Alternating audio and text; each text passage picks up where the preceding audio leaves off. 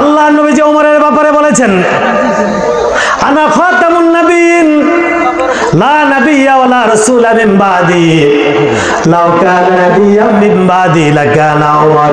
আমি হলাম শেষ নবী। আমি কি নবী? আমি শেষ নবী। আমার আগমনের মাধ্যমে নবুয়তের সিলসিলায় খতম মারা হয়েছে। আমার পরে আর কেউ নবী হবে না, রাসূল হবে না।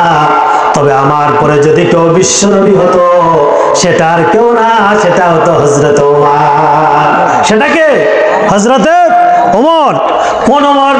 যে ওমর বলেছিল আমার শাসনাধীন এরিয়ার ভিতরে ইরাকের দজলা এবং ফোরাত নদী, টাইগ্রিস এবং ইউফ্রেটিস ইংরেজিতে বলা হয়, ইরাকের দজলা এবং ফোরাত নদীর তীরে জঙ্গলের একটা হরিণ যদি পানি পিপাসায় মারা যায়, কাল কিয়ামতের ময়দানে আসামির কাঠগড়ায় দাঁড়িয়ে আমি ওমরকে আল্লাহর দরবারে জবাবদিহি করতে হবে। যেরকম মারহাবা। বুঝতেছেন? মানুষ না, হযরত ওমর বলছে আমার শাসনাধীন এরিয়ার ভেতরে ইরাকের দজলার ফোরাত নদীর তীরে জঙ্গলের একটা হরিণ যদি পানি পিপাসায় মারা যায়, কাল কিয়ামতের ময়দানে আসামির কাঠগড়ায় দাঁড়িয়ে আমি ওমরকেই আল্লাহর দরবারে জবাবদিহি করতে হবে। যেরকম সুবহানাল্লাহ। আর এখন আমাদের নেতাদের দিকে তাকান, মানুষ না খেয়ে মারা যায়, কোনো খোঁজ খবর রাখে? অথচ ওমর বলছেন যে মানুষ তো দূরের কথা, জঙ্গলের একটা হরিণও যদি খাদ্যর অভাবে অথবা পানি পিপাসায় মারা যায়, এর জন্য আমি নেতা হিসাবে আল্লাহর দরবারে জবাবদিহিতা আছে না নাই? সম্মানিত ভাইয়েরা, জবাবদিহিতা কারে বলে? হযরত ওমর একদিন জুমার দিন খুতবা দিতেছেন। একটু আওয়াজ দিয়ে বলেন তো, খুতবার সময় কি কথা বলা যায়? আপনাদের এলাকায় বলে নাকি খুতবার সময় কথা বলা যায় না? খুতবা দিবেন, ঠিক এই মুহূর্তে একজন বেদুইন, একেবারে খেটে খাওয়া দরিদ্র একটা মানুষ, হঠাৎ করে মসজিদের মধ্যে দাঁড়িয়ে ওমরকে বললেন, আমিরুল মুমিনিন আপনার খুতবা বন্ধ করেন। কাকে বলতেছেন? ওমরকে বলতেছেন। 22.5 লক্ষ বর্গমাইল এলাকার শাসক ওমরকে বলতেছেন আপনার খুতবা বন্ধ করেন। ওমর রাদিয়াল্লাহু তাআলা চুপ হয়ে গেলেন। এরপরে বদিন বলছেন, আপনার কাছে আমার একটা প্রশ্ন আছে, এই প্রশ্নের জবাব না দেওয়া পর্যন্ত আপনি খুতবা পড়তে পারবেন না।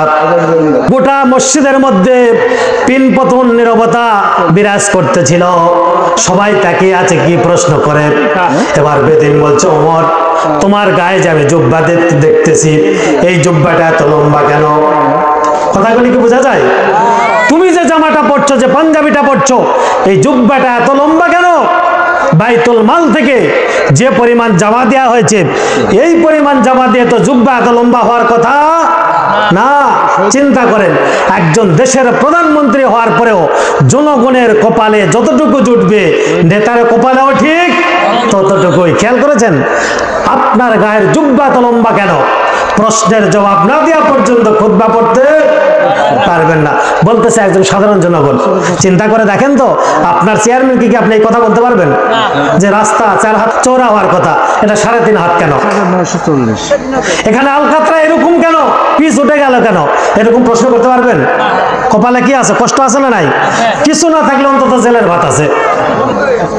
ওমরকে বললেন যে আপনার গায়ের জামা এত লম্বা কেন?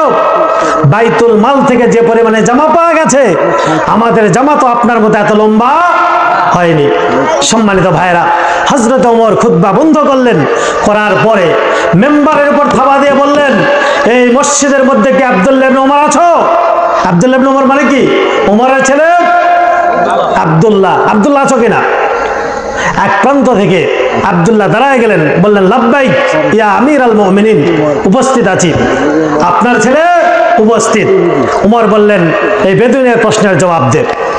এবার আব্দুল্লাহ বলতেছেন যে, বেদুইন, বাইতুল মাল থেকে, রাষ্ট্রীয় কোষাগার থেকে যে পরিমাণ জামা পাওয়া গেছে, এই পরিমাণ জামা দিয়ে আমার আব্বা লম্বা মানুষ, আমার আব্বার জুব্বা হয় না। এজন্য আমি একজন সাধারণ জনগণ হিসাবে যতটুকু জামা পেয়েছি, এখান থেকে কিছু অংশ কেটে আমি আমার আব্বাকে দিয়েছি। এর ফলে আমার আব্বার জুব্বা তোমার জামার চাইতে লম্বা হয়েছে। বেদুইন, তুমি আমার দিকে তাকাও। আমার গায়ের যে জামাটা আছে এই জামাটা তোমার জামার চাইতে কি হয়েছে? খাটো হয়েছে। বুঝতেছেন? যে অংশটুকু পেয়েছিলাম এখান থেকে কিছু অংশ কেটে দেওয়ার কারণে আমার আব্বার জামা তোমার জামার চাইতে কি হয়েছে? লম্বা হয়েছে, বড় হয়েছে। আর যেহেতু আমার এখান থেকে কিছু অংশ কাটা গেছে এর কারণে তোমার জামার চাইতে আমার জামা কিছুটা খাটো হয়েছে। এবার খলিফাতুল মুসলিমিন বেদুইনকে বললেন, বেদুইন তুমি কি তোমার প্রশ্নের জবাব পেয়েছো? এবার বেদুইন বললেন যে হ্যাঁ আমিরুল মুমিনিন, আমি জবাব পেয়েছি, তুমি এখন খুতবা পড়তে পারো। এরপর আমিরুল মুমিনিন খুতবা শুরু করলেন। বুঝতেছেন জবাবদিহিতা কারে বলে? যারাই ক্ষমতায় যায় তারাই লঙ্কায় যায়, কোনো কথা কোয়া যাবে না, কথা বলা যাবে না, তারপরে কোনো প্রতিবাদ করা যাবে না, ছোঁয়া যাবে না, ধরা যাবে না, কোয়া যাবে না কোনো কথা। রক্ত দিয়ে পেলাম সালার এমন স্বাধীনতা, এরকম একটা কবিতা বলেছিলেন। তো যাই হোক ভাইয়েরা আমার, ইসলামী সরকার যদি আল্লাহ বকশিশ করেন তাহলে এরকম জবাবদিহিতা থাকতে হবে। প্রত্যেকটা জনগণ এই সমস্ত নেতাদের কাছে বিভিন্ন প্রশ্নের জবাব এটা দেওয়ার জন্য তারা বাধ্য থাকবে। এটা হলো ইসলামের রাষ্ট্রের নমুনা। জনগণ মারহাবা।